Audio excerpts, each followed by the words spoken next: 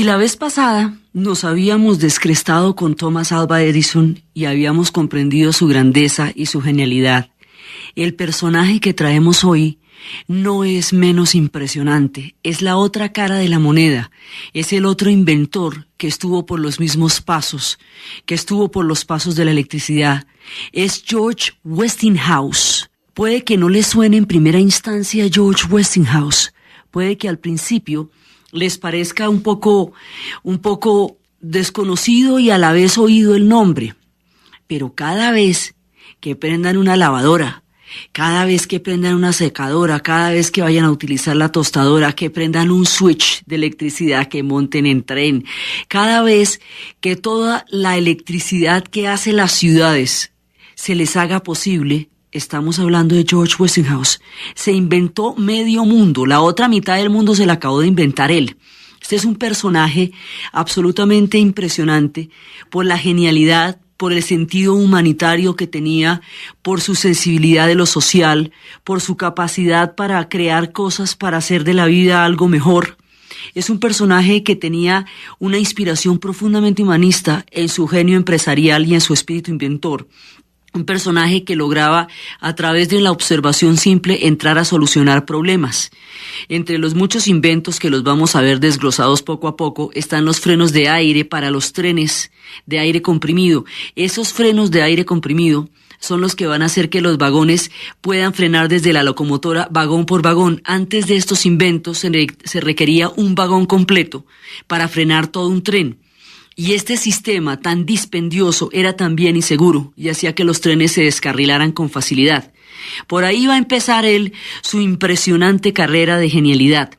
Este personaje nace en el norte de los Estados Unidos. Digo en el norte porque es en la época de secesión la que le va a tocar a él. Es hijo de un fabricante de maquinaria agrícola. Nace en Nueva York. Y ese hijo, pues él va a ser uno de los inventores más productivos de los que uno se pueda imaginar. Y él fue el que ayudó a perpetuar la revolución industrial. O sea, él fue el que llevó la revolución industrial a la vida cotidiana. Su objetivo siempre fue la vida cotidiana. Modificó no solamente el mundo de su tiempo, sino la vida de las personas que diariamente se benefician de todos sus inventos. Él ideó ciudades futuras. Fue capaz de inventarse las ciudades, los sistemas de seguridad social, los sistemas de bienestar empresarial y de bienestar de los trabajadores, los derechos a viviendas decentes, pensiones de jubilación, todo, digamos, una cantidad de conquistas que a la humanidad le costó millones y millones de muertos en Europa y que más adelante en el mismo Estados Unidos que acarrearían una historia salpicada de sangre y de dolor. A él se le ocurrió como un proceso normal de la expansión del mundo industrial, que el mundo industrial no se podía expandir si no expandía las condiciones de vida simultáneamente, porque si no lo que creaba era cloacas. Él vio que la industrialización había convertido paisajes hermosos en terribles cloacas, en drenajes y en basuras. Entonces se puso a pensar que paralelamente al desarrollo de las ciudades tenía que darse el desarrollo de las condiciones de vida de la gente que las habitaba y de las condiciones de vida de la gente que trabajaba en las fábricas. De lo contrario, lo que se creaba era una gigantesca trampa. Es un espíritu humanista entre genio e inventor, lo que es Westinghouse. Entonces él se alistó en el Ejército del Norte, estuvo 1 año en la Guerra de Secesión Americana y ahí, digamos, empezó como sus primeras experiencias. La guerra lo marca un poco. Además, cuando él empieza sus grandes inventos, no es durante la época del apogeo norteamericano, no va a ser en el tiempo del esplendor. Es en un país devastado por la guerra, en un país en circunstancias de crisis, es en un país que acababa de pasar una atrocidad muy grande. Recordemos que en la Guerra de Secesión, la hemos tenido que mencionar mucho porque la mayoría de los inventores nacen ahí. Es durante esa crisis que la gente empieza a desarrollar inventos para sacar adelante una nación, que es para lo que deben servir las crisis en el sentido chino de la palabra, crisis, oportunidad.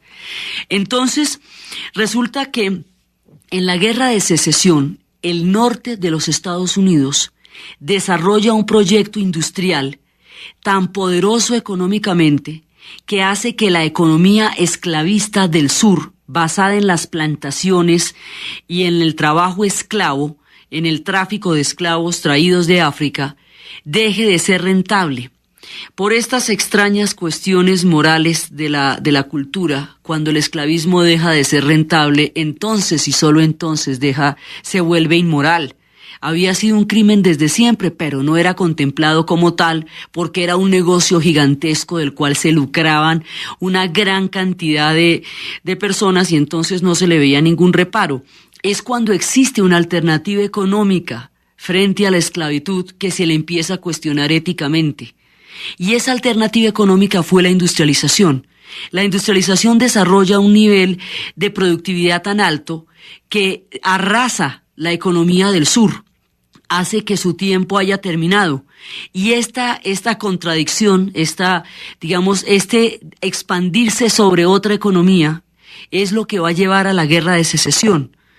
Se llama secesión porque es una separación, lo que inicialmente se planteaba, de los 14 estados del sur que tenían la bandera confederada y tenían su dinero, su propia moneda, su autonomía, con los estados del norte que entran en los procesos de industrialización. Entonces, en este contexto, nuestro personaje Westinghouse nace en el norte, nace en el mundo que se está industrializando. Eso le va a dar una perspectiva de contexto muy propia y particular del proceso que se estaba dando en esa época. Si él nace en el sur, seguramente hubiera tenido una visión muy diferente de las cosas, porque lo que hubiera visto era inmensos campos de algodón. Nace en el norte, donde vio los motores, donde vio los trenes, donde vio todo el desarrollo de la industria. Entonces, la contradicción de estos dos sistemas económicos va a llevar a que se enfrenten en la guerra, y en esa guerra el sur va a perder la batalla. La tenía perdida de antemano, pero va a perder la batalla. Ahora, esto se va a ver revestido de toda clase de simbolismos y de heroísmos y de los caballeros del sur contra los empresarios del norte, pero era una guerra económica con el nombre que usted quiera, era una guerra económica. Y en ese contexto es donde él va a empezar a conocer la sociedad en la cual vivió. Entonces, él, como muchos otros, estuvo en la guerra que dividió la nación americana, y luego empieza todo el periodo de reconstrucción. Cuando viene el periodo de reconstrucción, el norte sale ampliamente favorecido, sale victorioso, su economía sería la que se impondría, el sur queda arrasado, y su resentimiento se va a volcar sobre la comunidad negra de una manera inusitadamente cruel. Pero el norte echa para adelante. Empieza a desarrollarse muchísimo más después de la guerra, y es en el norte donde transcurre la historia de Westinghouse. Entonces, él había nacido en Central Bridge, en Nueva York, nació en 1846, y después de la guerra y esto, un día el hombre va en un tren, y de pronto el tren pega un frenón absolutamente terrible, y ese frenón, para evitar estrellarse con un tren que venía en sentido contrario, lo hace pensar que el sistema de freno de los trenes es tan inseguro que los accidentes son mucho más frecuentes, que tiene que existir una manera más segura de frenar los trenes, que resulta demasiado aparatoso frenar un tren de esa manera, requiriendo un vagón entero para que frene, que el esfuerzo es muy grande y que la demora en detener un tren puede implicar la muerte del que esté ahí, del otro tren. Hay una cantidad de cosas de seguridad que se ven en cuestionamiento con el sistema de frenos que tenían los trenes. Entonces se pone a pensar, ¿cómo es que va a diseñar un sistema de trenes?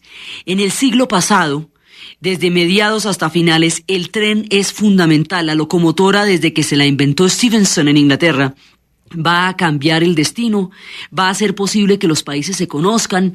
La India, por ejemplo, no se podría recorrer si no es en tren porque es un subcontinente. El transiberiano comunicará toda la extensísima llanura rusa, la planicie rusa. En Estados Unidos el ferrocarril se empezó a construir de costa a costa.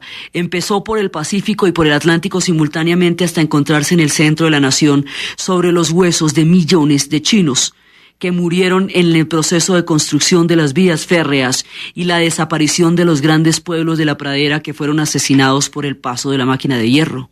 Así que el ferrocarril es uno de los puntos más importantes de todo el proceso de industrialización, de comunicación, de encuentro, porque se están creando las naciones. Y las naciones se crean alrededor de las vías férreas, con sus ventajas y sus monstruosidades, con la cantidad de pueblos que murieron y con la cantidad de pueblos que surgieron a partir de las conexiones de las vías férreas. Por eso mejorar el sistema de freno de los trenes era importantísimo, porque el tren era todo en esa época. El tren era donde se comercializaba y se transportaba el petróleo, el tren era donde se comercializaban todos los productos. Un tren sigue siendo de todas maneras el vehículo que mayor volumen de carga puede transportar a nivel terrestre. Pueblos enteros han salido a través de los trenes a la posibilidad de comunicarse.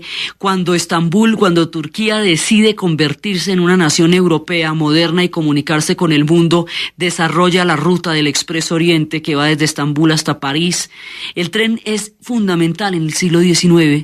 Es, digamos, uno de los factores más importantes de desarrollo del proceso de industrialización, y es verdaderamente una lástima que no sea en nuestro país el vehículo por excelencia, porque allana las posibilidades históricas de los pueblos, así de simple. Entonces, estos ferrocarriles que tanto servicio prestaban al siglo XIX, eran el corazón de los finales de siglo, se convierten en una cosa muchísimo más práctica y más útil a partir de la creación del freno de aire comprimido, que es lo que se va a inventar George Westinghouse. Entonces, sus inventos van desde los más espectaculares, que movían transatlántico los motores de rotación, las turbinas que fueron capaces de mover los volúmenes de agua de las cataratas del Niágara, hasta las tostadoras. El hombre era capaz de imaginar lo gigantesco como era capaz de imaginar lo cotidiano. Tenía la mentalidad para ambas cosas. Entonces, su primer gran invento, y alrededor del cual va a fundar la primera empresa, son los frenos de aire comprimido. Esa es su primera compañía. Él fundó como 44 empresas a lo largo de la vida y tuvo 613 patentes en toda su historia. Fue, digamos, uno de los más grandes inventores en todos los tiempos. Entonces, empieza su meteórica carrera. Digamos, siempre hay un invento que es como el invento estrella, que es el que los catapulta. El invento estrella de él, el primero, el que le va a dar, digamos, el empuje, es los frenos de aire comprimido, para poder acelerar la velocidad, para poder hacer que los trenes pararan mucho más rápido, que cada vagón pudiera frenarse y que la locomotora se pudiera frenar. Es un sistema conectado que hace que los trenes se puedan frenar, y eso evita los accidentes. Con eso empieza, esa es la primera de sus empresas, y así empieza lo que va a ser una epopeya humanística, empresarial e inventiva, que es la historia de George Westinghouse.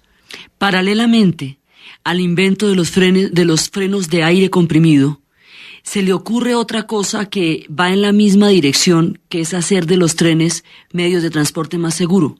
Es algo muy elemental, tanto que uno lo ve y le parece que eso ni siquiera hubo que inventárselo, pero él se lo inventó. Los sistemas eléctricos de señales para que los trenes paren y sigan. Sin eso se estrellan. Entonces él paralelamente dice, bueno, ya que me invento los frenos, me invento los sistemas de señales para que haya claridad sobre cuándo hay que frenar y cuándo no. Esas son, digamos, las maneras como él se va inventando el mundo. Va solucionando problemas rápidamente, todo el tiempo. Él hizo de los trenes vehículos más seguros.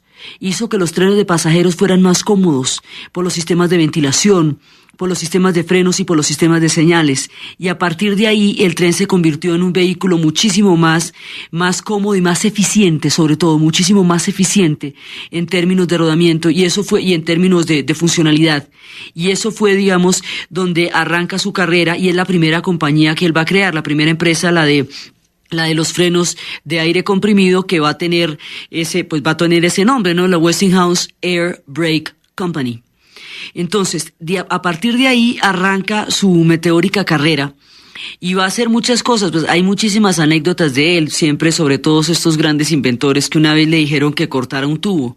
Y entonces, en lugar de cortar un tubo, inmediatamente diseñó una máquina que cortaba los tubos en secuencia a mayor velocidad, y listo el problema. Era, digamos, solucionaba problemas a gran escala, de las maneras más simples, porque tenía la cabeza organizada de esa forma, miraba las cosas, inmediatamente las convertía en soluciones. Entonces, él empezó a ver alrededor de las grandes fábricas que él montó. Sus fábricas pronto empezaron a trasladarse a otros pueblos y a otros continentes, y hubo fábricas de la Westinghouse en Berlín, hubo fábricas en París, hubo fábricas en Canadá.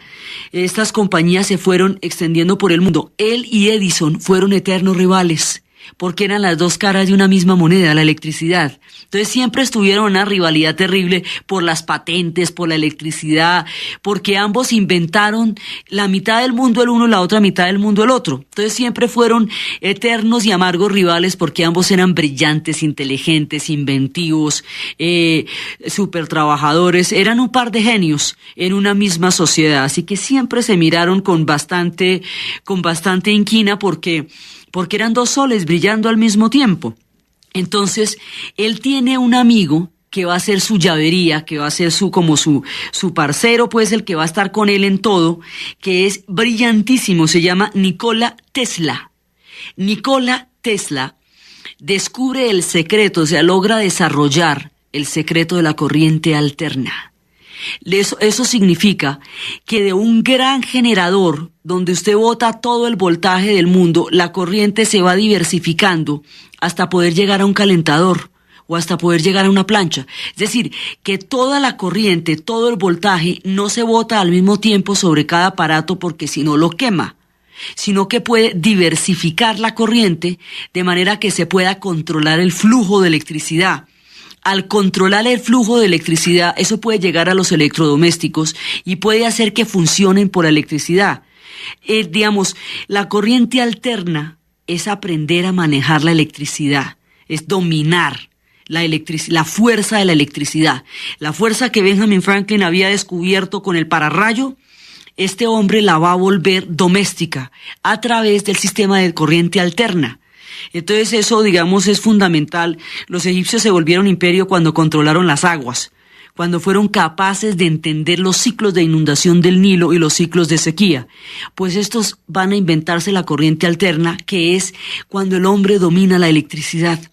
La puede diversificar, la puede transportar. O sea, Edison había inventado los circuitos de interconexión eléctrica y había descubierto los aislantes para evitar que se quemaran los generadores.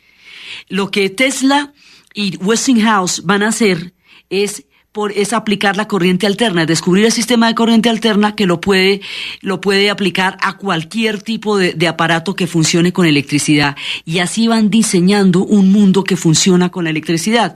Entonces, alrededor de las fábricas, que es como el eje de todo su trabajo, las fábricas de frenos de aire comprimido, él también trabajó en motores para barcos, en motores que movieron transatlánticos, en las fuerzas generadoras de lo que serían las turbinas grandísimas que mueven los volúmenes de agua de las cataratas del Niágara.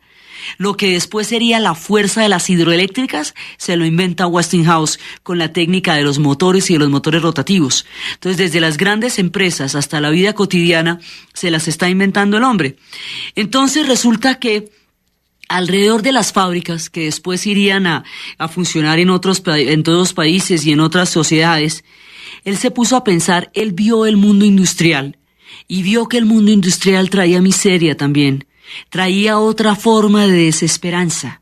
Él vio los hermosos paisajes convertidos en cloacas y vio a los obreros convertidos en seres tragados por las máquinas y vio a sus hijos sin esperanza y vio cómo alrededor de los guetos industriales se formaban baches de miseria donde la gente tenía niveles mínimos de educación, sí tenía algún nivel de educación, donde no había salubridad, donde las enfermedades por las condiciones de contaminación industrial hacían que la gente tuviera muy poco tiempo de vida útil, donde los niños se terminaban metiendo en pandillas porque no había ningún tipo de programas de utilización del tiempo libre, ni de escolaridad, ni de pensamiento para formar una sociedad alrededor de ellos. Vio cómo todos los cinturones industriales estaban trayendo otra forma de esclavitud. La idea de la máquina, como la habían concebido Edison y la había concebido Westinghouse, era liberar al hombre, no cambiar su forma de esclavitud. Entonces, cuando vio que estos cinturones industriales generaban otro tipo de miseria, dijo, no, eso hay que hacer algo al respecto. Hay que inventarnos alguna manera de que esto funcione dignamente. Si paralelamente al desarrollo de una fábrica y al crecimiento, sus fábricas crecieron de una manera increíble. De 300 trabajadores pasó a 3.000 trabajadores en un año. Entonces, pues era una expansión absolutamente increíble, pero a él le preocupaba que con esa expansión vinieran todos estos problemas de otra forma de miseria que es la miseria industrial. Entonces dijo, bueno, hay que pararle bolas a las dos cosas.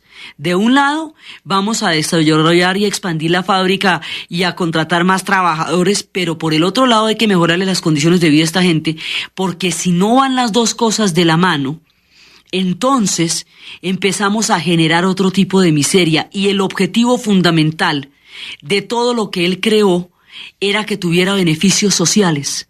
O sea, la idea de Edison era que lo que él creara e inventara fuera útil, a alguien le sirviera para algo. La idea de Westinghouse es que eso haga de la vida algo más cómodo y mejor. O sea, es un humanista de la invención, porque la idea fundamental que existía bajo sus inventos era mejorar la calidad de vida. El concepto de calidad de vida es, digamos, el soporte principal de la columna de inventos que va a generar Westinghouse. Entonces, ¿calidad de vida qué es? No es solamente el mundo de los electrodomésticos. Calidad de vida son condiciones dignas de habitar el mundo.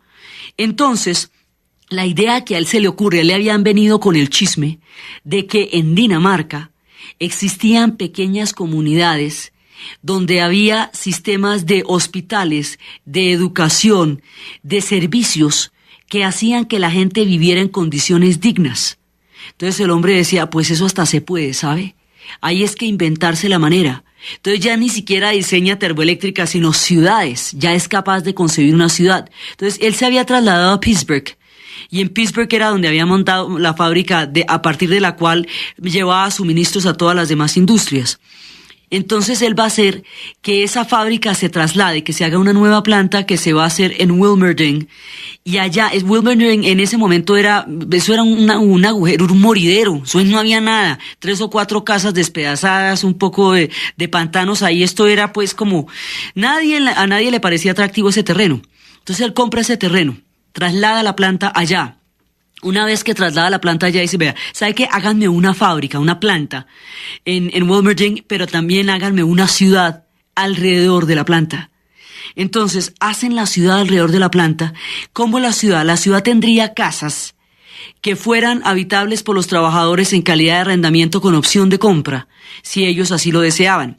Las casas tendrían baños, tendrían cocina, porque otro de los inventos que él tiene es que se inventa la manera de bombear y comunicar el gas natural. Entonces, cuando él logra hacer eso, bombear y comunicar el gas natural, logra que el gas tenga un uso doméstico, que pueda llegar a las estufas y pueda llegar a los calentadores. Los sistemas de calefacción en sociedades que tienen inviernos tan terribles, y sobre todo en el norte donde los inviernos son verdaderamente de pesadilla, son la posibilidad de supervivencia de muchísima gente. Cuando él llega a la calefacción casera, garantiza que los inviernos sean tolerables, donde antes no eran ni nombrables. Entonces él manda todos los circuitos de gas que llegarán a las calefacciones y a las cocinas. Entonces esto va a tener calefacción, va a tener cocina, va a tener agua corriente. Todo eso les parecerá a ustedes que no tiene nada de raro, pero es que estamos hablando de 1890. Y en 1890 una cosa de estas era poco menos que inimaginable. Esto era como construir una colonia en Marte, pues una cosa que no se le hubiera ocurrido a nadie. Y era un plan piloto. Para que el resto de la sociedad tuviera este tipo de derechos y este tipo de casas, pasarían por ahí como unos 60 años. Él se adelantó a su tiempo, muchísimo antes, con este tipo de plan piloto que sería la población y la fábrica de Wilmerding. Entonces, paralelo a eso, empieza a diseñar, los sistemas de agua corriente. O sea, usted abre la llave y de ahí le sale el agua. Eso gastó muchísimo tiempo en suceder. Es importante que recordemos cuando estamos haciendo este tipo de recorridos que el mundo fue inventado poco a poco. Que como lo vemos, hace muy poco tiempo que cada cosita de las que cotidianamente tocamos o hacemos, alguien se la inventó, alguien la popularizó, alguien la comercializó y la cultura la pudo absorber como tal. Pero cada una de estas cosas fue un invento en un tiempo. Entonces, el mundo, digamos, las casas como las imaginamos, se las va a inventar en ese sentido Westinghouse.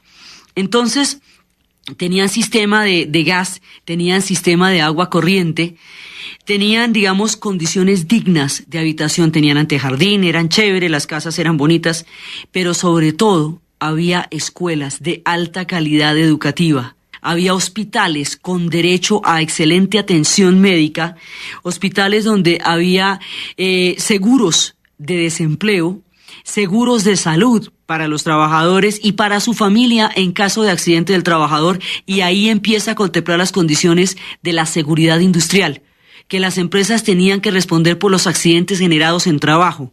Esto costaría a nivel de legislaciones millones de muertos en Europa y en el mismo Estados Unidos. Lo curioso es que él concibe esto desde la empresa, y eso en la historia se impuso desde la pelea. Entonces es una manera, digamos, muy diferente de concebir el concepto de calidad de vida y concebir la calidad de vida como una empresa. Paralelo a todo el desarrollo de todas estas condiciones de bienestar, están la concepción arquitectónica de la ciudad. Decía que las ciudades, para que fueran dignas, tenían que ser arquitectónicamente hermosas.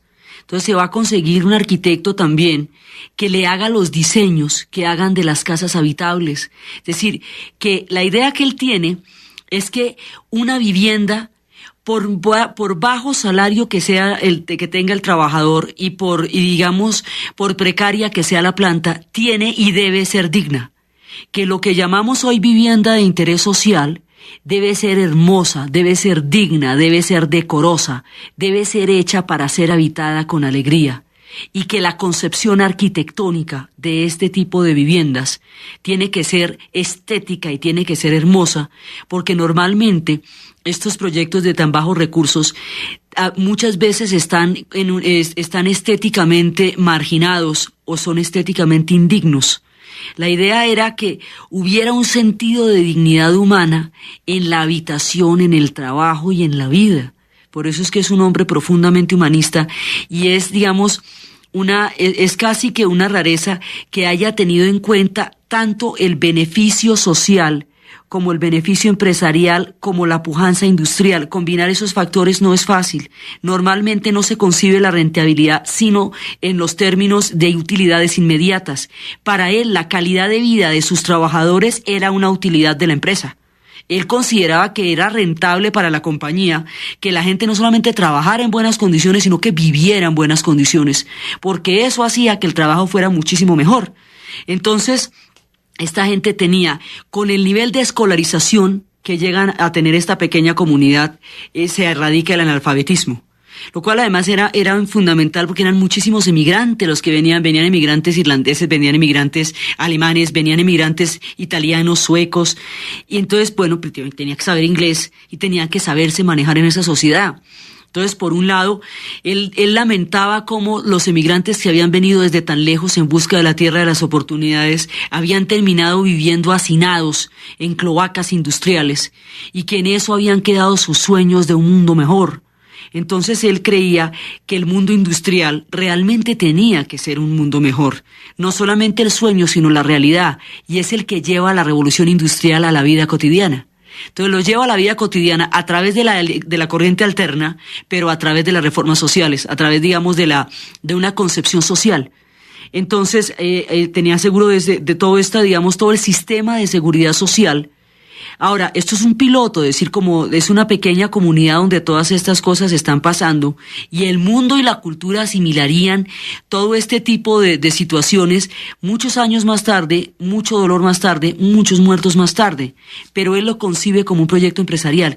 Esto es casi el Estado benefactor, pero desde la empresa privada, no desde el Estado. Digamos, la concepción es esa. Entonces, la idea es que hay un desarrollo integral en todos los aspectos de lo que significa la expansión del proyecto industrial de las fábricas. Entonces, a partir de ahí, pues por supuesto, rápidamente adquirió la popularidad de ser el mejor jefe de toda la región y despertó la envidia más enconada y maligna de los otros empleadores que sentían que este hombre tenía una concepción del trabajo que era una competencia para los otros que ellos no podían ni siquiera pensar en mantener. Rápidamente se hizo muy popular, venían de todas partes de los Estados Unidos periodistas de todos lados a hacerle reportajes reportajes, hacerle artículos, y la Wilmerding se convirtió en una especie de leyenda. Esta historia es un poquito, de alguna manera, análoga a la de la Walworth, que fue donde surgió la Volkswagen para salvar un pueblo que estaba completamente deprimido por las terribles circunstancias del final de la guerra en Alemania.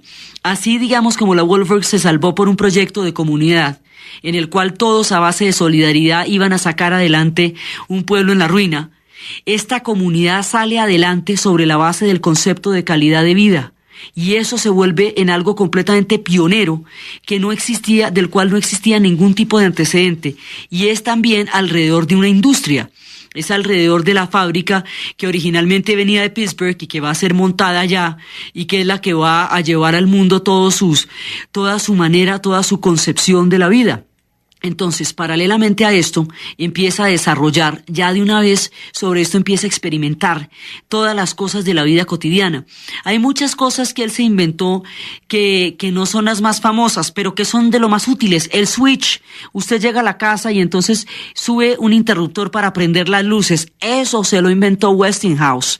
Sí, todos los detalles de la vida cotidiana se los inventó Westinghouse. Entonces, en estas casas, con los sistemas de escolaridad, con sistemas de salud, con hospitales bien dotados, con atención médica eficiente, otra cosa que se inventó fue la jornada laboral, fue el que más se acercó a la jornada laboral de 5 días, al suprimir la tarde del sábado, para que quedara libre. Entonces, al quedar la tarde del sábado libre y el domingo, está instaurando también el fin de semana, que eso también lo hizo Ford.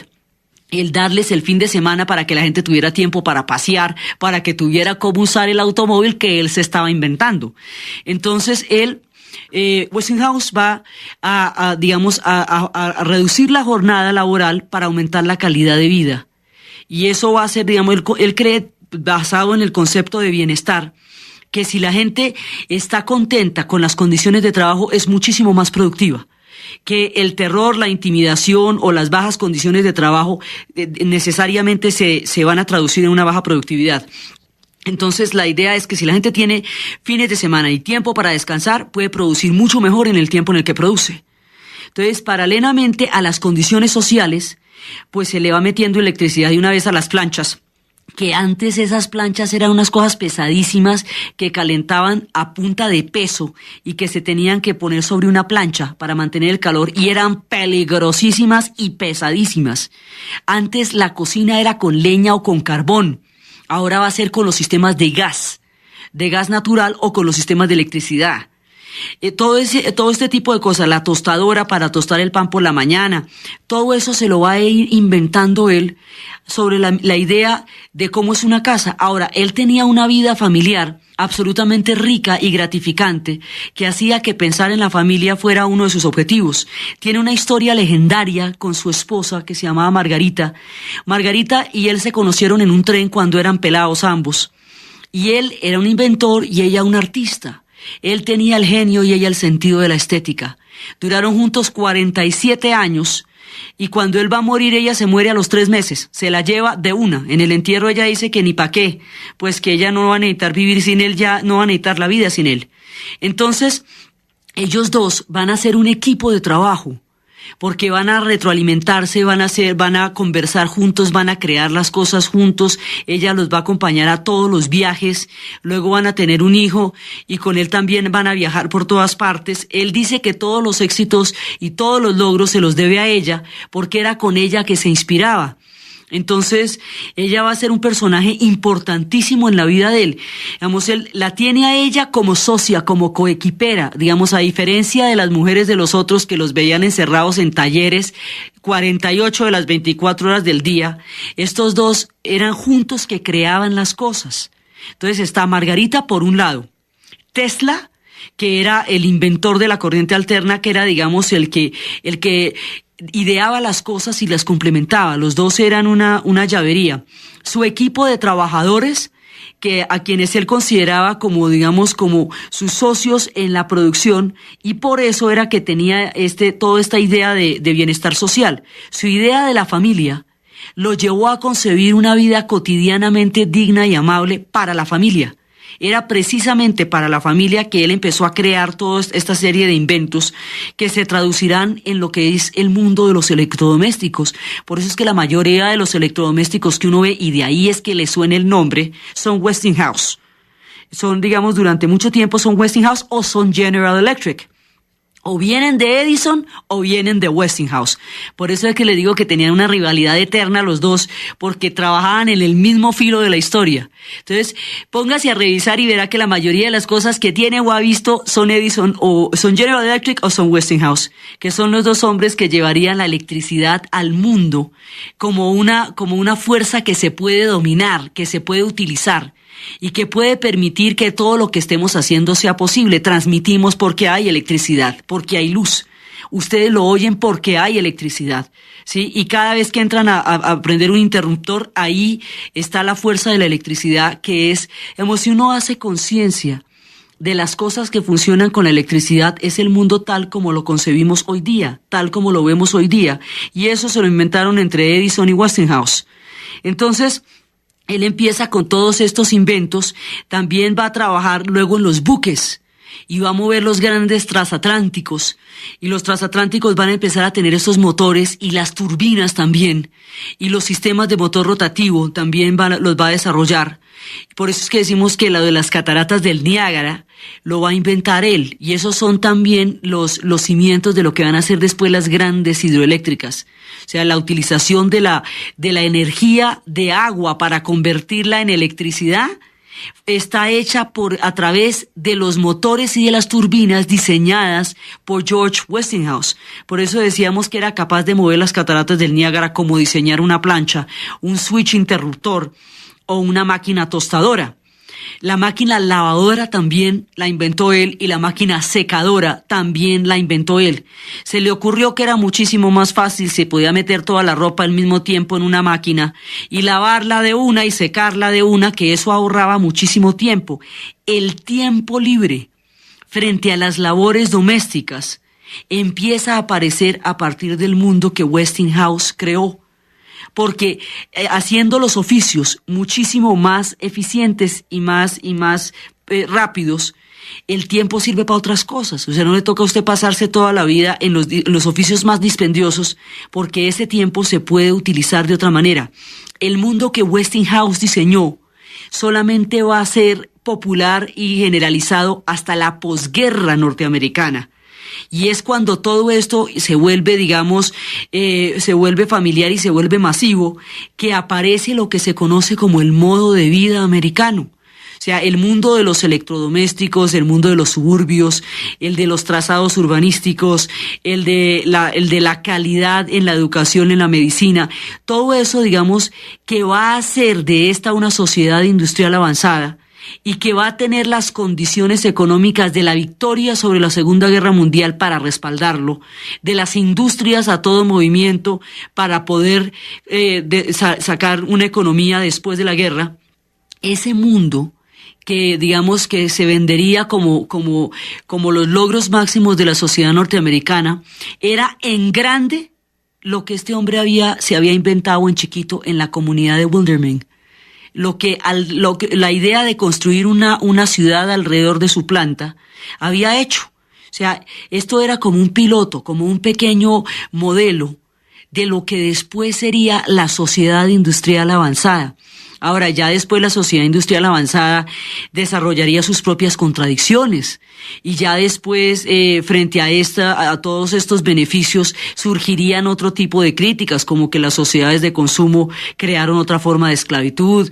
Bueno, ya después vendrían generaciones que tendrían otros proyectos y que entrarían a cuestionar muchas de la razón de la vida que a partir de esto se generó.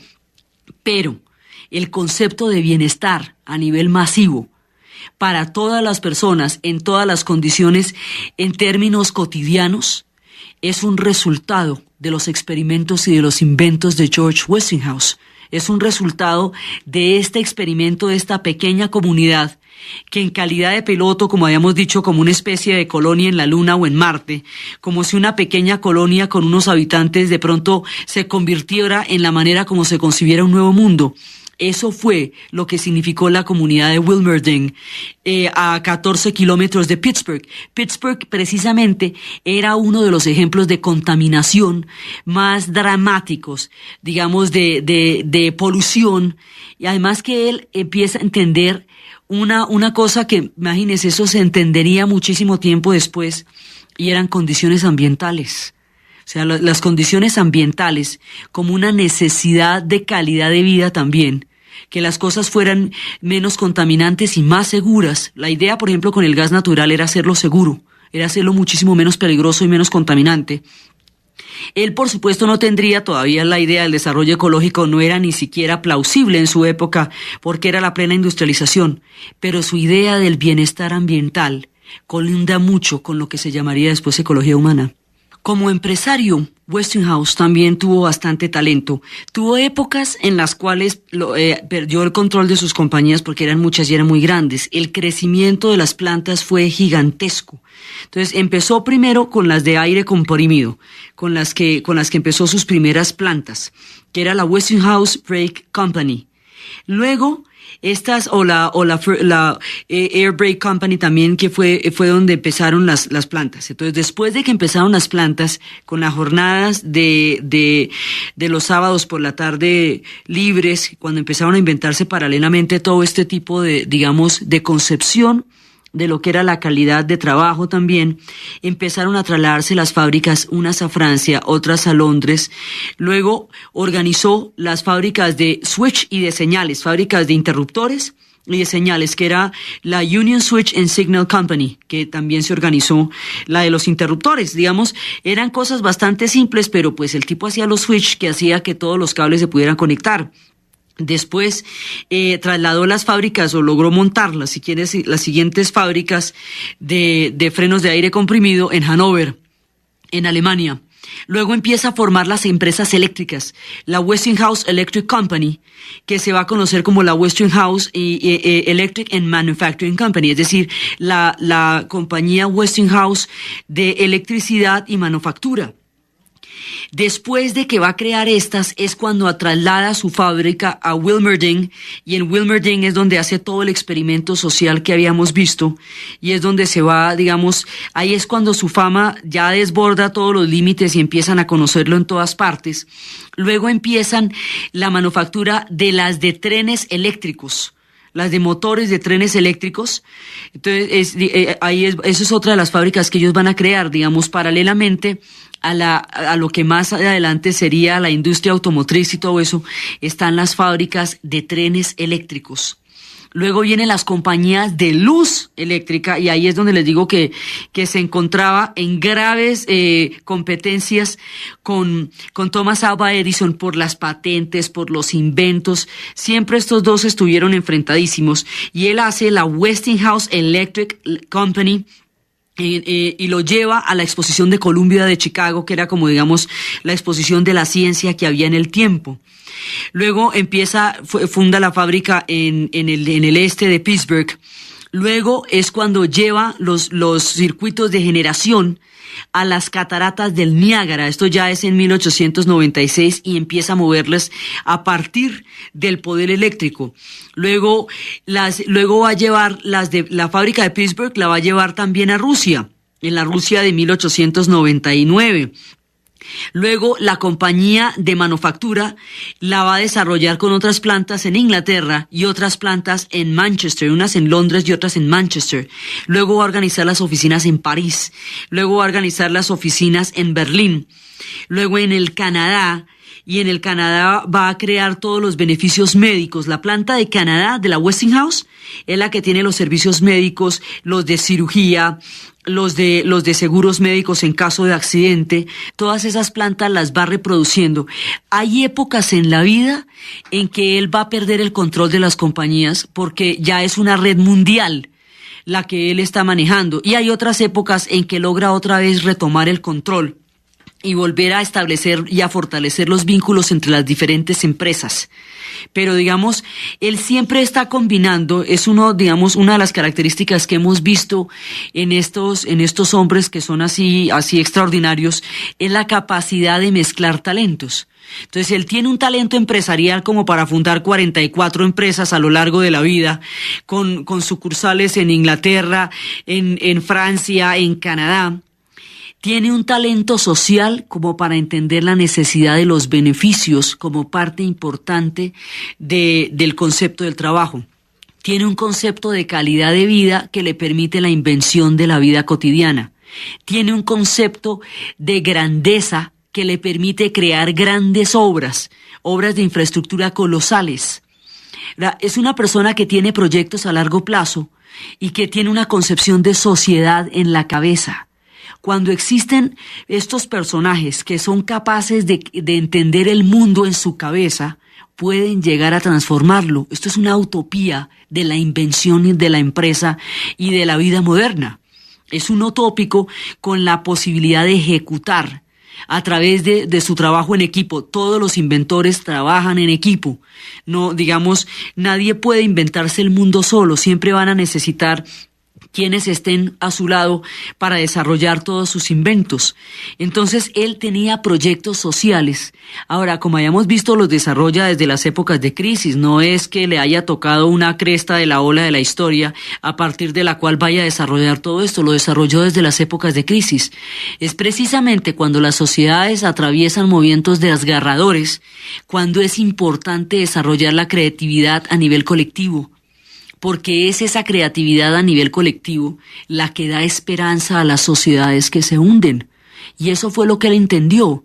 Entonces, cuando llega la época, digamos, de la bonanza y del florecimiento, él ya lleva mucho tiempo trabajando e inventándose un mundo. Fue un pionero en todos los sentidos, porque fue el digamos, casi que es como el que va a ser el modelo de lo que después sería el modo de vida americano, lo que ellos conciben como lo más, de aquello de lo cual se sienten más orgullosos, que es el modo de vida que se desarrollaría después en los suburbios.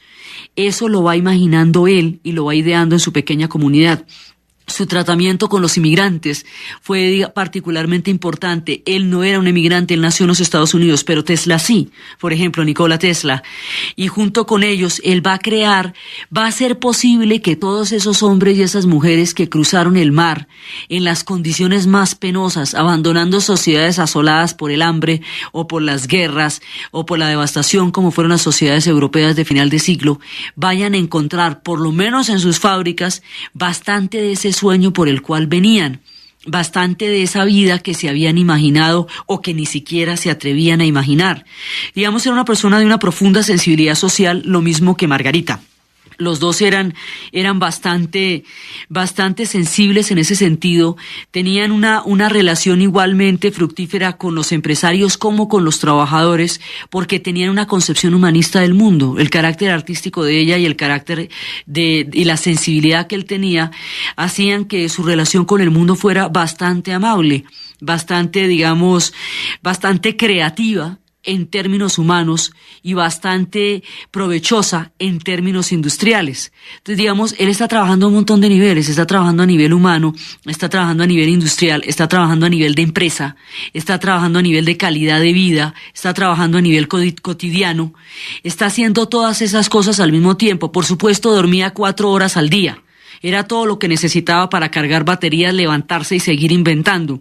Era de un ritmo frenético, vivió la vida con una intensidad absolutamente apasionante, cada día era distinto, y su relación con Margarita hizo que su vida siempre fuera acompañada y que ninguno de los dos se sintiera nunca aburrido, porque con esta cantidad de inventos y esta capacidad de visualizar el mundo que él tenía, cada día con este hombre era una aventura, y cada día de su vida fue una aventura, fue una vida bastante productiva la que él tuvo, y después su hermano también heredará su talento y continuará expandiendo las empresas.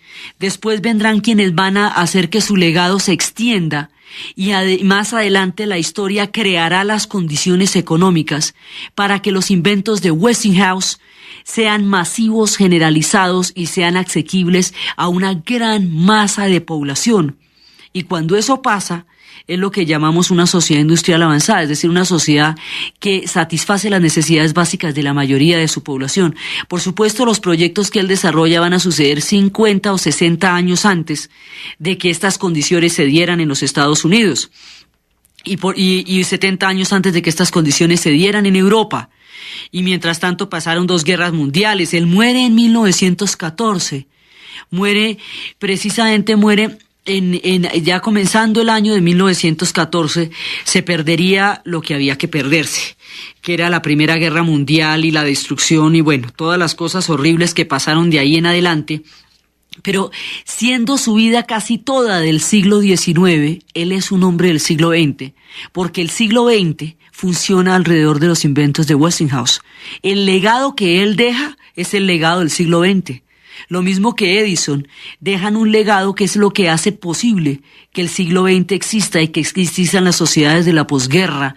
Todo lo que va a pasar en la segunda, ni siquiera en la primera mitad, en la segunda mitad del siglo XX, todo lo que van a ser las ideas de lo que va a ser la concepción de calidad de vida, él lo deja inventadito ya en 1914. Entonces, él por eso es uno de los empresarios del siglo XX, aunque solo haya conocido 14 años de este siglo y el resto de su vida haya transcurrido en el siglo XIX, pero era un futurista. Esa es otra de las características que hemos visto de los inventores. Como pueden ver las cosas cuando no existen y se las pueden imaginar cómo serían en el futuro. Entonces, por eso ellos siempre son hombres futuristas, siempre parecen hombres de ciencia ficción, siempre son especies de Julio Verne, pero que tuvieron la fortuna de no solamente dejar plasmadas sus ideas en la literatura, sino de llevarlas a la vida cotidiana. Este también tenía un sentido práctico impresionante, como habíamos visto, era capaz de modificar cualquier invento, desde las señales de los trenes hasta los tubos. Todo era capaz de modificarlo porque cada cosa le parecía un problema práctico a resolver. Es como una concepción de resolver problemas y una concepción de proyectarse positivamente hacia la construcción de cosas, lo que hacía de él un gran empresario. Su motivación no fue fundamentalmente el dinero, pero su talento empresarial le permitió obtenerlo a través de un concepto integral de calidad de vida y producción. Entonces era, digamos, esa combinación de elementos la que hacía que él desarrollara en torno de sí una fuerte cohesión. La gente trabajaba con él por convicción, al igual que Edison, que sabía valorar la creatividad y el trabajo humano, sabía remunerarlo y sabía hacerlo sentir parte importante de un proceso de creación. Westinghouse entendía la necesidad de la calidad de vida de todos aquellos que trabajaran con él y eso hizo que su capacidad de adhesión y lealtad hacia él fuera siempre muy grande a lo largo de la vida. Entonces, finalmente, después de una de las jornadas más productivas, de las vidas más productivas que uno se puede imaginar, este hombre transformó la sociedad de su tiempo.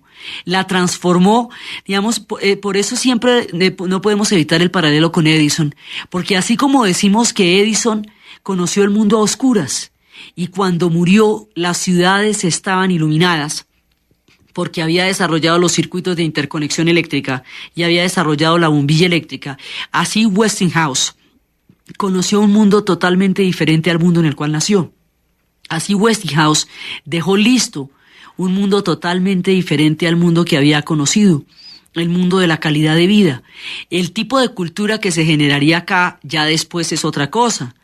Ya tendría toda clase de contradicciones más adelante, ya habría generaciones que dirían que este tipo de vida de electrodomésticos tendría que estar acompañada de concepciones más espirituales porque por sí solos no arreglaban la vida, pero eso serían otros tiempos. Para poderlo criticar hay que tenerlo.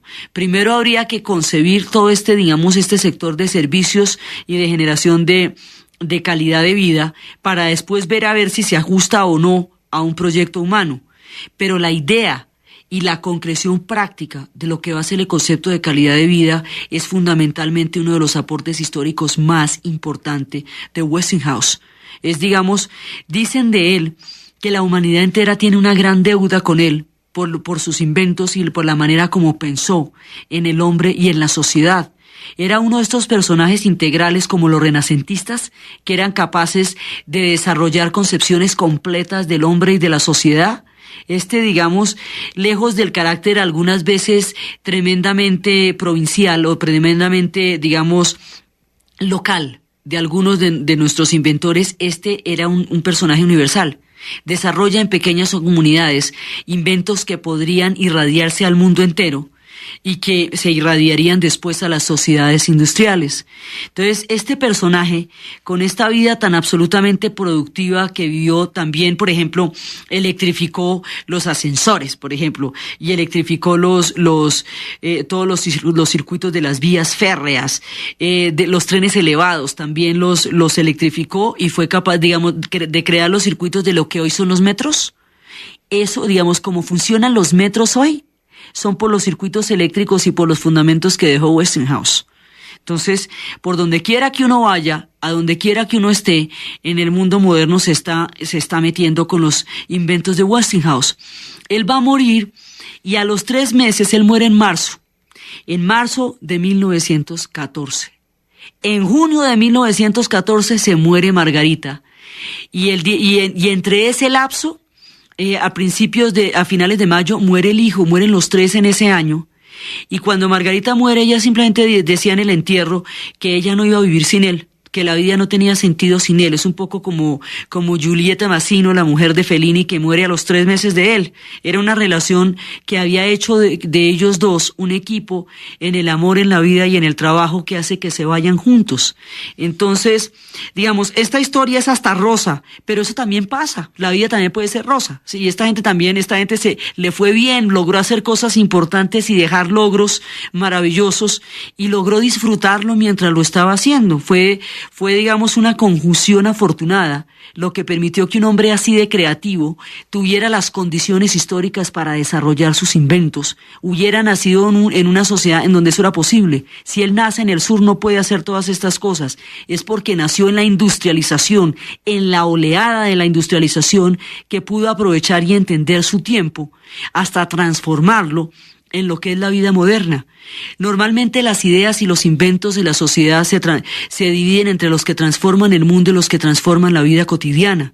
Algunos inventaron cosas colosales y otros transformaron lo simple y lo sencillo. Él logró las dos cosas.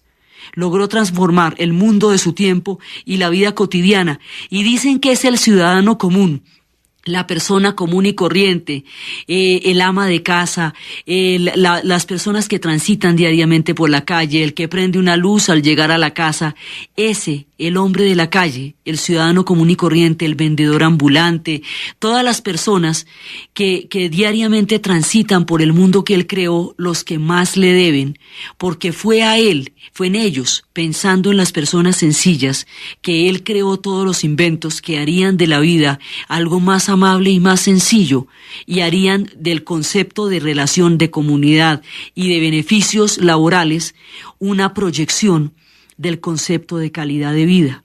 Entonces, si nos habíamos descrestado con Edison, como estábamos diciendo al principio, pues nos tenemos que descrestar paralelamente con Westinghouse, porque fueron los dos soles que brillaron en el mundo de la electricidad. De hospitales, de educación, de servicios que hacían que la gente viviera en condiciones dignas. Entonces el hombre decía, pues eso hasta se puede, ¿sabe? Ahí es que inventarse la manera. Entonces ya ni siquiera diseña termoeléctricas, sino ciudades. Ya es capaz de concebir una ciudad. Entonces él se había trasladado a Pittsburgh. Y en Pittsburgh era donde había montado la fábrica a partir de la cual llevaba suministros a todas las demás industrias. Entonces él va a hacer que esa fábrica se traslade, que se haga una nueva planta que se va a hacer en Wilmerding. Y allá, Wilmerding en ese momento era un agujero, un moridero, eso no había nada, 3 o 4 casas despedazadas, un poco de pantanos ahí. Esto era pues como, a nadie le parecía atractivo ese terreno. Entonces él compra ese terreno, traslada la planta allá.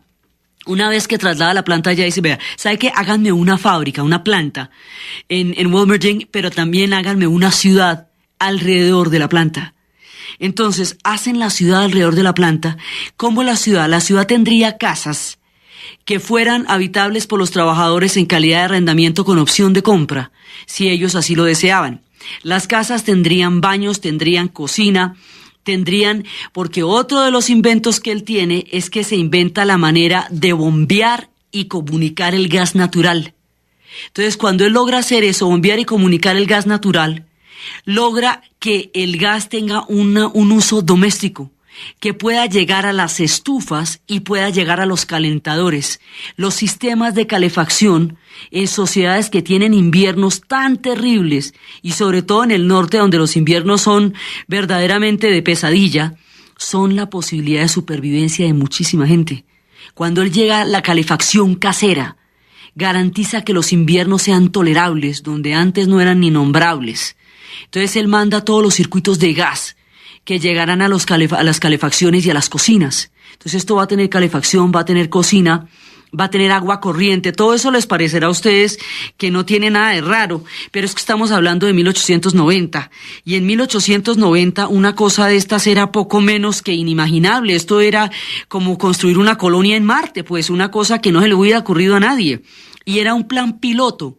Para que el resto de la sociedad tuviera este tipo de derechos y este tipo de casas, pasarían por ahí como unos 60 años.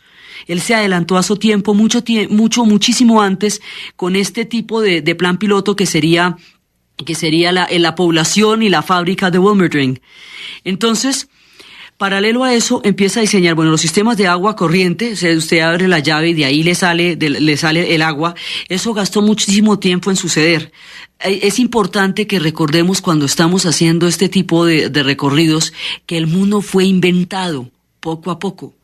Que como lo vemos hace muy poco tiempo que cada cosita de las que cotidianamente tocamos o hacemos, alguien se la inventó, alguien la popularizó, alguien la comercializó y la cultura la pudo absorber como tal. Pero cada una de estas cosas fue un invento en un tiempo. Entonces, el mundo, las casas como las imaginamos, se las va a inventar en ese sentido, Westinghouse. Entonces, tenían sistema de gas, tenían sistema de agua corriente, tenían, condiciones dignas de habitación, tenían antejardín, eran chéveres, las casas eran bonitas, pero sobre todo había escuelas de alta calidad educativa. Había hospitales con derecho a excelente atención médica, hospitales donde había seguros de desempleo, seguros de salud para los trabajadores y para su familia en caso de accidente del trabajador, y ahí empieza a contemplar las condiciones de la seguridad industrial, que las empresas tenían que responder por los accidentes generados en trabajo. Esto costaría a nivel de legislaciones millones de muertos en Europa y en el mismo Estados Unidos. Lo curioso es que él concibe esto desde la empresa, y eso en la historia se impuso desde la pelea. Entonces es una manera, muy diferente de concebir el concepto de calidad de vida y concebir la calidad de vida como una empresa.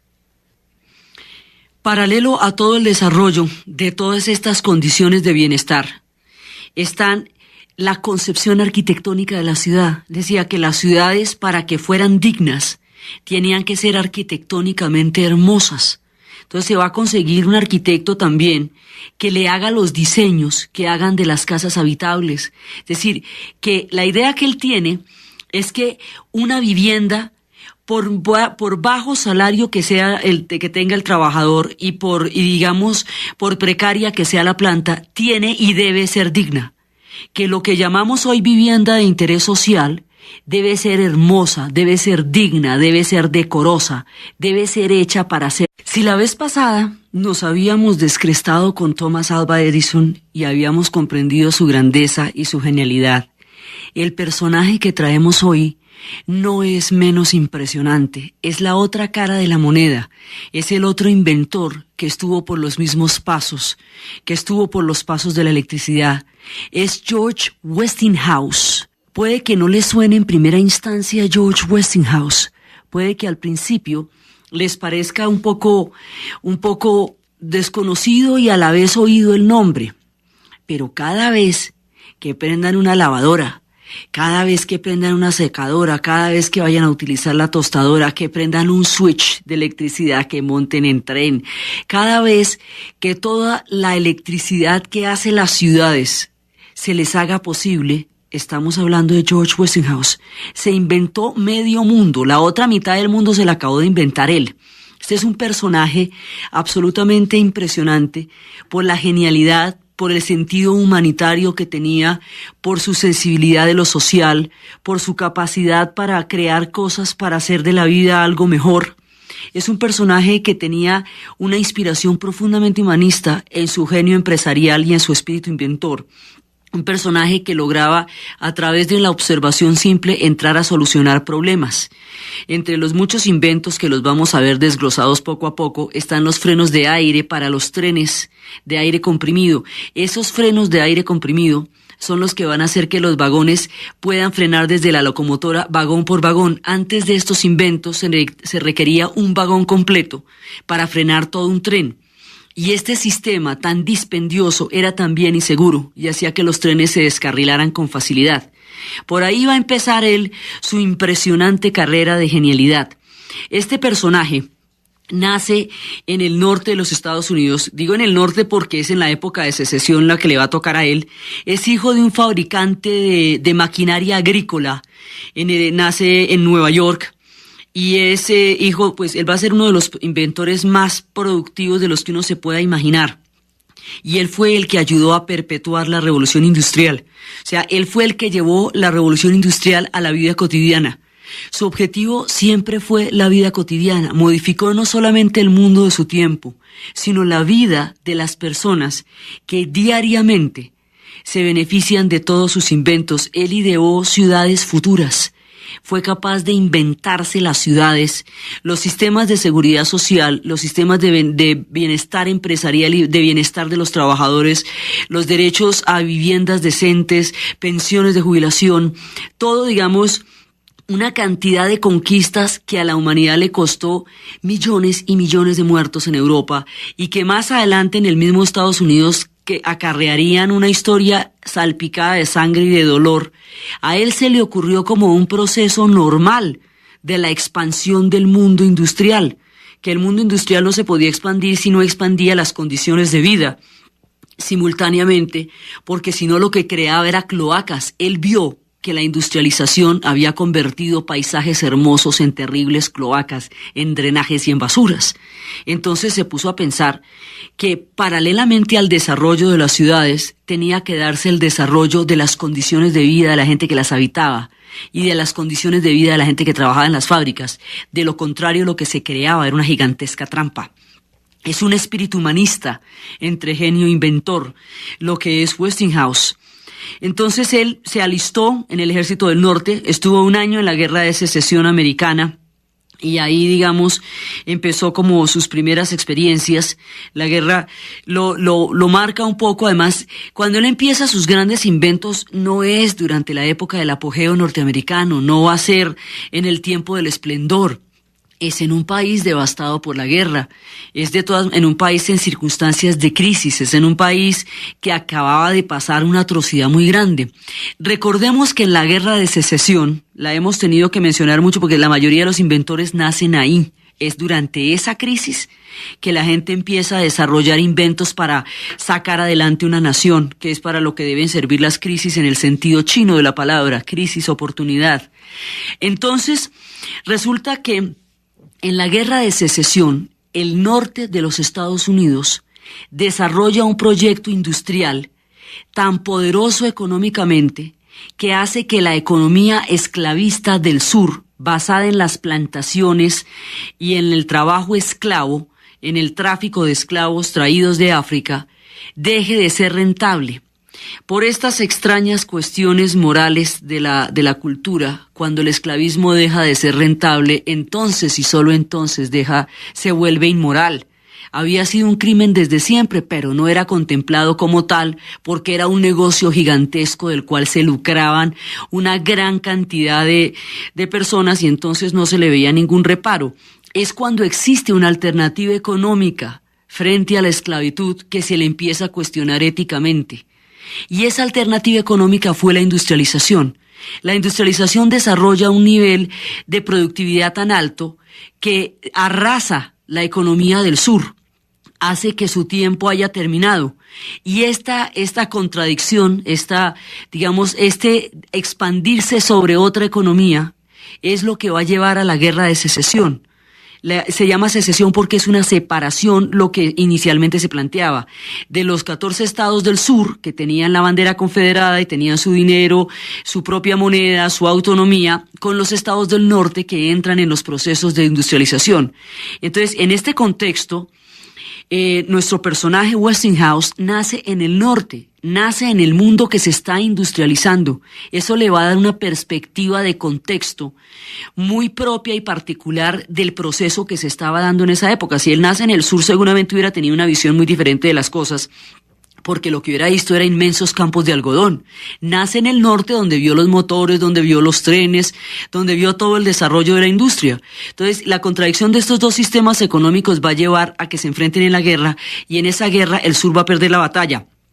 La tenía perdida de antemano, pero va a perder la batalla. Ahora, esto se va a ver revestido de toda clase de simbolismos y de heroísmos y de los caballeros del sur contra los empresarios del norte, pero era una guerra económica con el nombre que usted quiera, era una guerra económica. Y en ese contexto es donde él va a empezar a conocer la sociedad en la cual vivió. Entonces, él, como muchos otros, estuvo en la guerra que dividió la nación americana, y luego empieza todo el periodo de reconstrucción. Cuando viene el periodo de reconstrucción, el norte sale ampliamente favorecido, sale victorioso, su economía sería la que se impondría, el sur queda arrasado, y su resentimiento se va a volcar sobre la comunidad negra de una manera inusitadamente cruel. Pero el norte echa para adelante. Empieza a desarrollarse muchísimo más después de la guerra, y es en el norte donde transcurre la historia de Westinghouse.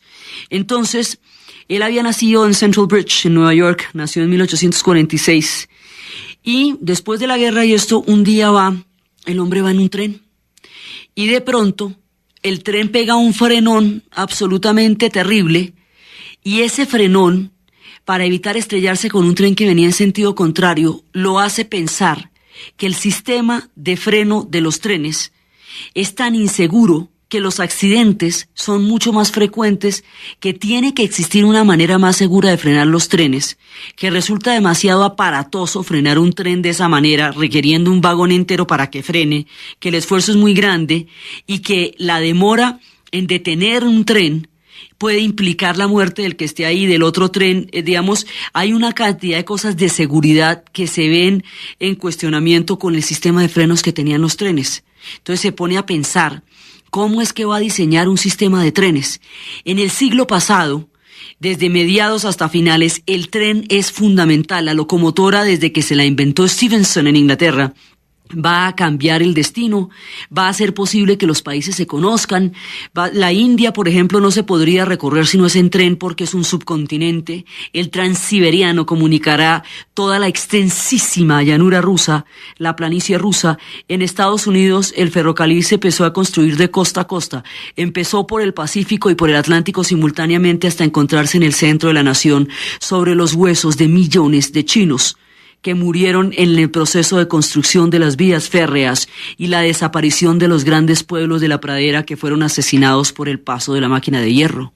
Así que el ferrocarril es uno de los puntos más importantes de todo el proceso de industrialización, de comunicación, de encuentro, porque se están creando las naciones, y las naciones se crean alrededor de las vías férreas, con sus ventajas y sus monstruosidades, con la cantidad de pueblos que murieron y con la cantidad de pueblos que surgieron a partir de las conexiones de las vías férreas. Por eso mejorar el sistema de freno de los trenes era importantísimo, porque el tren era todo en esa época. El tren era donde se comercializaba y se transportaba el petróleo, el tren era donde se comercializaban todos los productos. Un tren sigue siendo de todas maneras el vehículo que mayor volumen de carga puede transportar a nivel terrestre. Pueblos enteros han salido a través de los trenes a la posibilidad de comunicarse. Cuando Turquía decide convertirse en una nación europea moderna y comunicarse con el mundo, desarrolla la ruta del Expreso Oriente, que va desde Estambul hasta París. El tren es fundamental en el siglo XIX. Es, digamos, uno de los factores más importantes de desarrollo del proceso de industrialización, y es verdaderamente una lástima que no sea en nuestro país el vehículo por excelencia, porque allana las posibilidades históricas de los pueblos, así de simple. Entonces, Estos ferrocarriles que tanto servicio prestaban al siglo XIX, eran el corazón de los finales de siglo, se convierten en una cosa muchísimo más práctica y más útil a partir de la creación del freno de aire comprimido, que es lo que se va a inventar George Westinghouse. Entonces, sus inventos van desde los más espectaculares que movían transatlántico, los motores de rotación, las turbinas que fueron capaces de mover los volúmenes de agua de las cataratas del Niágara, hasta las tostadoras. El hombre era capaz de imaginar lo gigantesco como era capaz de imaginar lo cotidiano. Tenía la mentalidad para ambas cosas. Entonces, su primer gran invento, y alrededor del cual va a fundar la primera empresa, son los frenos de aire comprimido. Esa es su primera compañía. Él fundó como 44 empresas a lo largo de la vida y tuvo 613 patentes en toda su historia. Fue, digamos, uno de los más grandes inventores en todos los tiempos. Entonces, empieza su meteórica carrera. Digamos, siempre hay un invento que es como el invento estrella, que es el que los catapulta. El invento estrella de él, el primero, el que le va a dar, digamos, el empuje, es los frenos de aire comprimido, para poder acelerar la velocidad, para poder hacer que los trenes pararan mucho más rápido, que cada vagón pudiera frenarse y que la locomotora se pudiera frenar. Es un sistema conectado que hace que los trenes se puedan frenar y eso evita los accidentes. Con eso empieza, esa es la primera de sus empresas y así empieza lo que va a ser una epopeya humanística, empresarial e inventiva, que es la historia de George Westinghouse. Paralelamente al invento de los frenos de aire comprimido, se le ocurre otra cosa que va en la misma dirección, que es hacer de los trenes medios de transporte más seguro. Es algo muy elemental, tanto que uno lo ve y le parece que eso ni siquiera hubo que inventárselo, pero él se lo inventó. Los sistemas eléctricos de señales para que los trenes paren y sigan.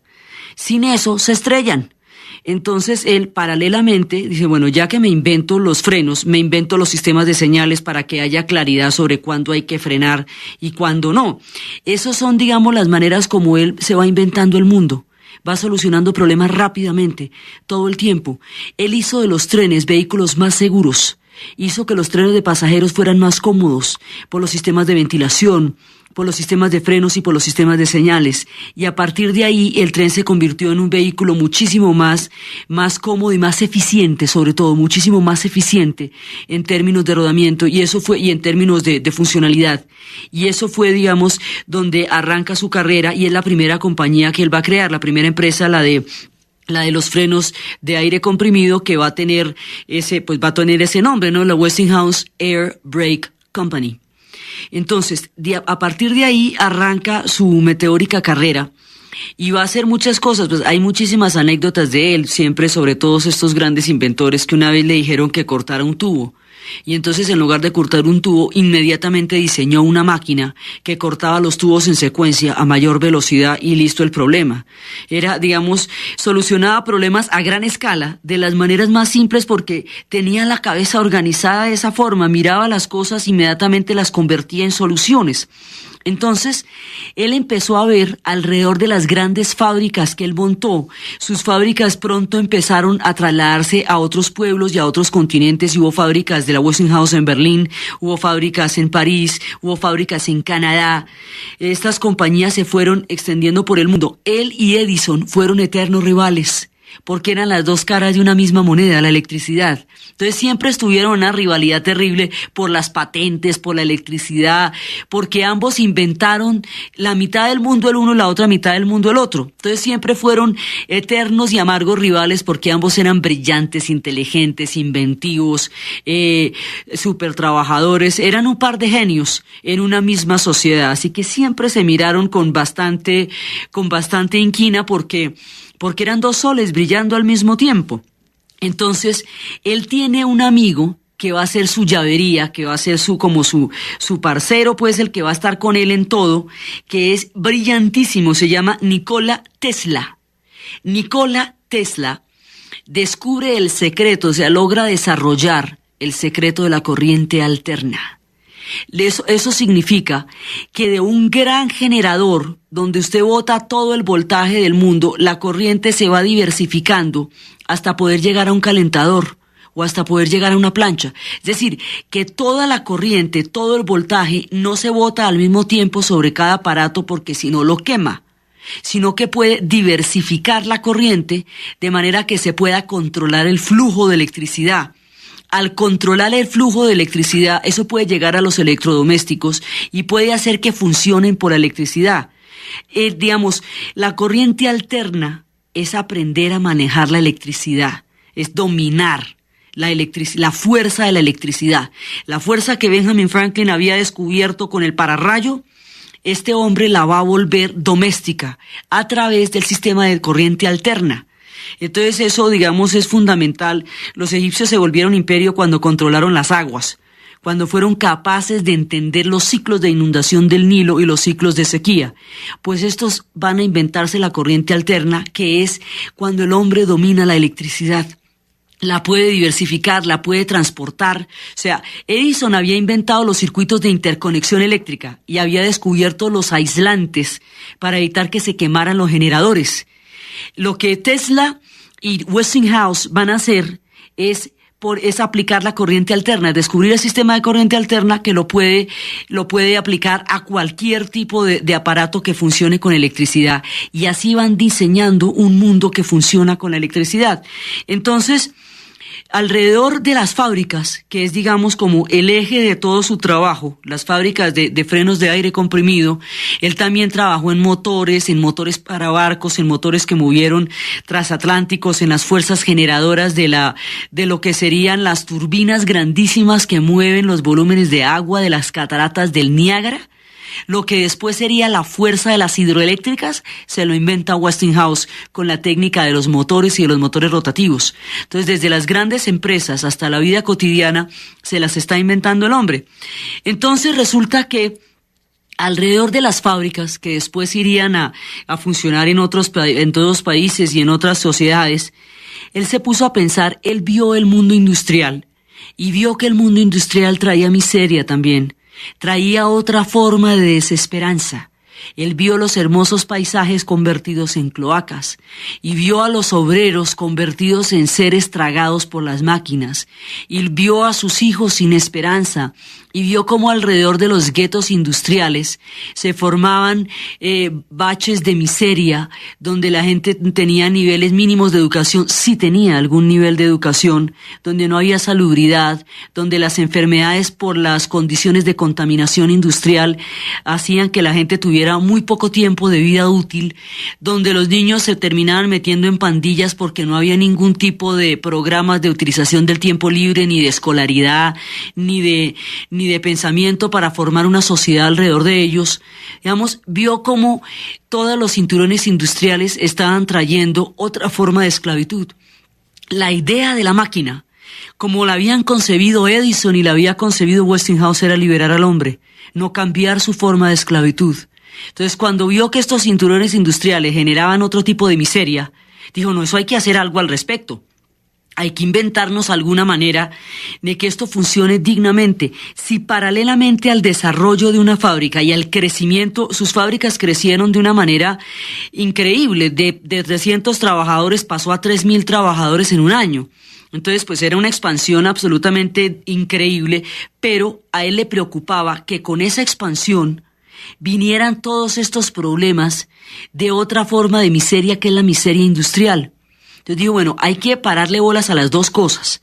De un lado, vamos a desarrollar y expandir la fábrica y a contratar más trabajadores, pero por el otro lado hay que mejorarle las condiciones de vida a esta gente, porque si no van las dos cosas de la mano, entonces empezamos a generar otro tipo de miseria. Y el objetivo fundamental de todo lo que él creó era que tuviera beneficios sociales. O sea, la idea de Edison era que lo que él creara e inventara fuera útil, a alguien le sirviera para algo. La idea de Westinghouse es que eso haga de la vida algo más cómodo y mejor. O O sea, es un humanista de la invención porque la idea fundamental que existía bajo sus inventos era mejorar la calidad de vida. El concepto de calidad de vida es, digamos, el soporte principal de la columna de inventos que va a generar Westinghouse. Entonces, ¿calidad de vida qué es? No es solamente el mundo de los electrodomésticos. Calidad de vida son condiciones dignas de habitar el mundo. Entonces, la idea que a él se le ocurre, le habían venido con el chisme de que en Dinamarca existían pequeñas comunidades donde había sistemas